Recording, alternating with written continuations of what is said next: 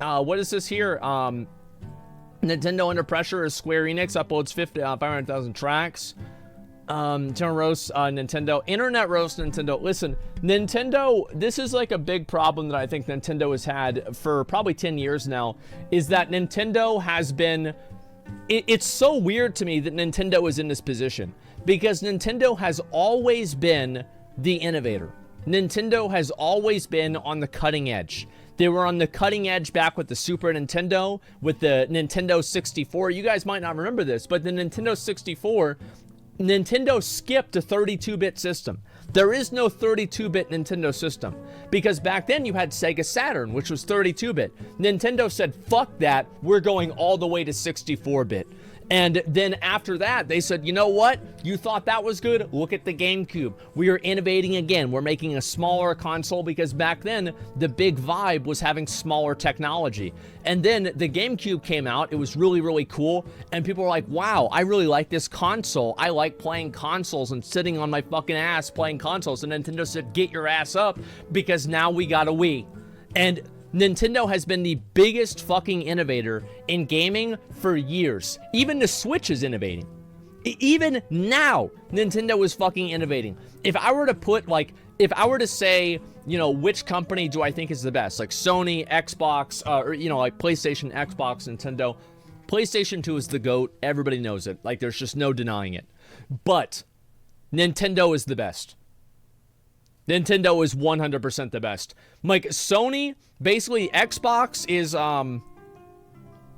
Xbox is like a, Xbox is kind of like, Xbox,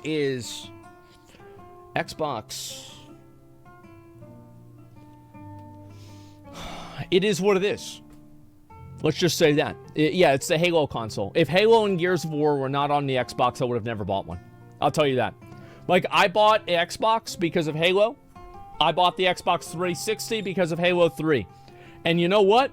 Those games were so fucking good that I don't feel like I wasted my goddamn money.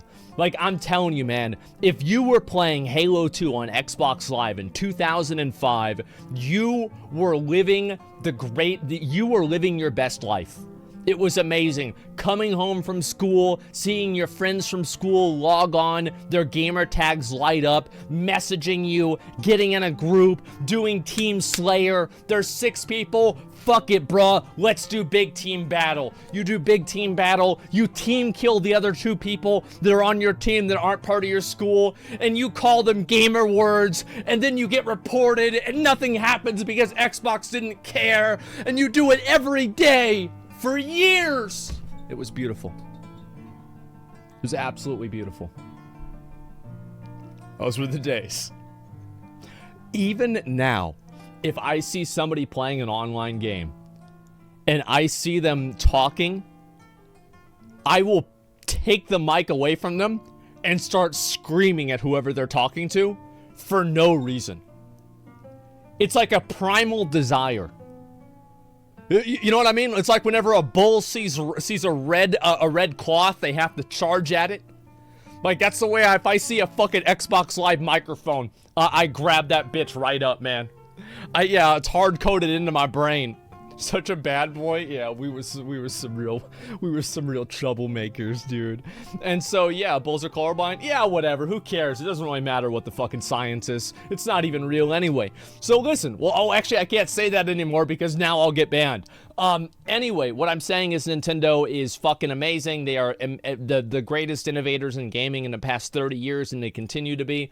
I don't know why they have such an outdated policy on online content. They have such an outdated and antiquated and just disconnected policy on creating content online and how they interface with content creators. It's so weird. Like, I wish I could interview, like, maybe, I think it's like Doug Bowser. He's like the current guy for Nintendo.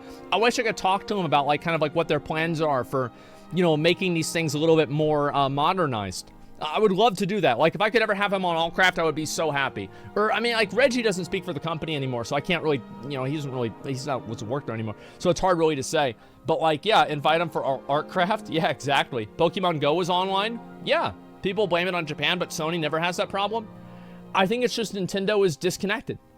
Like, they just simply, they don't have the same insight, because let's be honest, Sony is much more of an international company in my mind than Nintendo is. Nintendo is just, in my opinion, like, Nintendo is much more disconnected than Sony is. And also, like, you've got to keep in mind that a lot of times, I read the chat, and it's like, whenever Mario fucking grabs Bowser, and he says, "So long, gay Bowser." Like, how did that get through? Remember that? Like, how did that? Somebody said it in chat, and like, I don't know why, it just made me think about it. It was just, it's King Bowser. I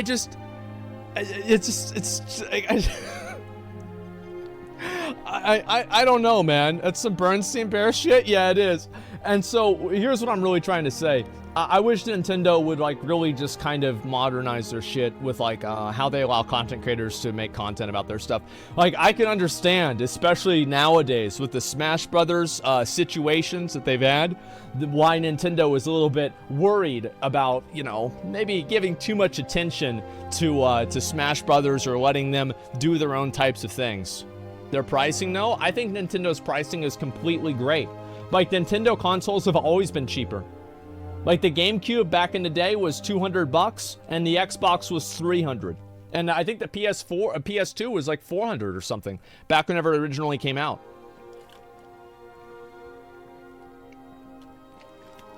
All games are $60. I mean, that's the same with a lot of them, man. Yeah, it's the same with a lot of them. Not an 8-bit, if I remember, with the SNES. SNES, oh, bro, dude, didn't Genesis cost more? It was just so long ago, I don't really remember. Like, all I remember back then is my mom wouldn't buy me another one from my dad's house. So, like, that was about it. PS2 was $250 on launch? Really? Holy shit, dude, I remember, was it PS3 that was, like, ridiculously fucking overpriced on launch? Maybe I'm misremembering.